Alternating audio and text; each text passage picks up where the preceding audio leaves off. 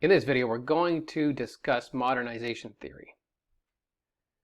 We know there are some countries that are very rich and some countries that are not, where people live a basically subsistence existence. We have developing countries, we have underdeveloped countries.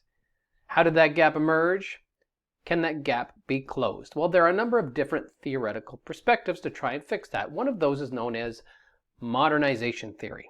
Modernization theory proposes an approach to trying to close that gap to help less developed countries develop and become more affluent. And this theory originated in the 1950s. Here's what modernization theory suggests. It says that there is a problem. In developing countries, there's a problem that's preventing them from becoming more developed. And that is something that it describes as traditional societies.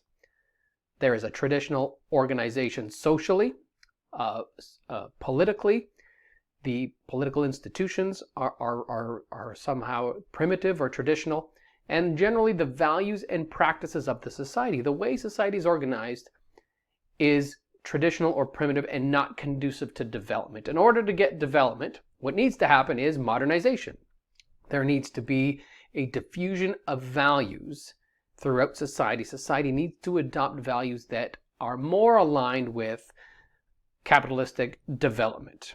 And this is typically done through the introduction of capital investment from foreign sources, technology, and infrastructure. And that's, in essence, what modernization theory does. We'll talk about it in a little more detail.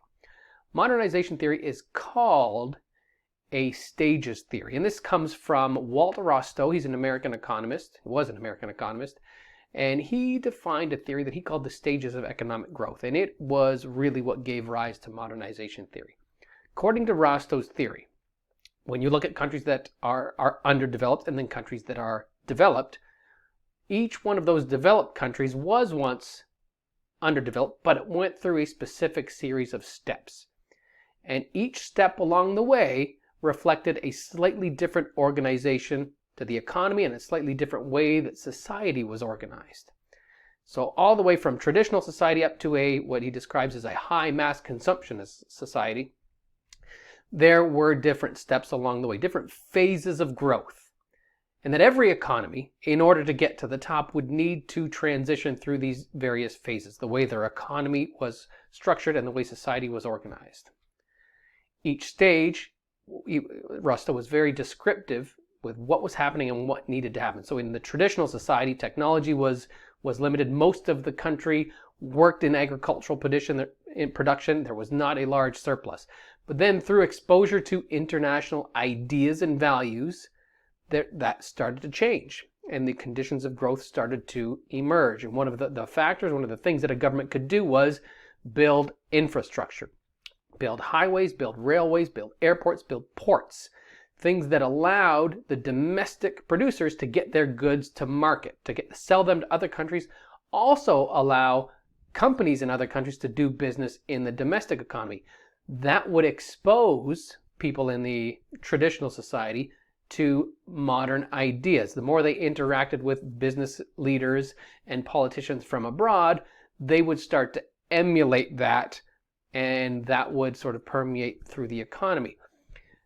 Through that infrastructure, that would enable more commerce, which would diversify the economy, ultimately getting to the point of high mass consumption where you were not reliant on primary resource extraction. And so the theory is it's quite ethnocentric if you think about it, but the question is, what needs to modernize? And that's the kind of the problematic aspect of this theory. Based on the idea of a sociologist named Talcott Parsons, Rostow identified the factors that characterize a traditional society versus a modern one. And a few of them I've broken down here. One is ascribed status. In a traditional society, your status came from either your position in the family or your gender or something like that. Whereas in a modern society, you try to achieve your status. Your status came from hard work, not from who you knew. In a traditional society, roles were generalized. People did different things, and sometimes the thing they did professionally overlapped with their position in the family.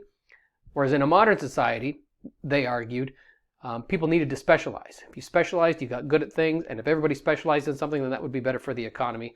And those were, of course, separate spheres. Your work life was different than your family life.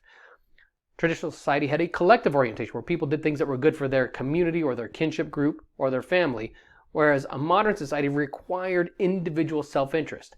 People needed to want to increase their human capital through education and then try and be more productive in their career. And so they broke down these two different visions of what was wrong with society and what society needed to strive to. So to oversimplify this, to use an analogy, what modernization required, how do you get from that traditional society to that modern one? And it was a ladder. This is a good way to think about it. The problem was a ladder. Traditional societies were, again, the ethnocentrism here, low, and they needed to elevate. They needed to climb up the ladder. And so the policy solution was to build a ladder, to help build the steps required to get up there. And the big component here is production of infrastructure. Government needed to provide infrastructure like harbors, airports, and roads, which allowed commerce. It would also allow foreign firms to do business in the host country, which again would expose people to new and more modern ideas and values. And by doing that, it would help facilitate moving up the steps on that ladder. That's the essence of modernization theory.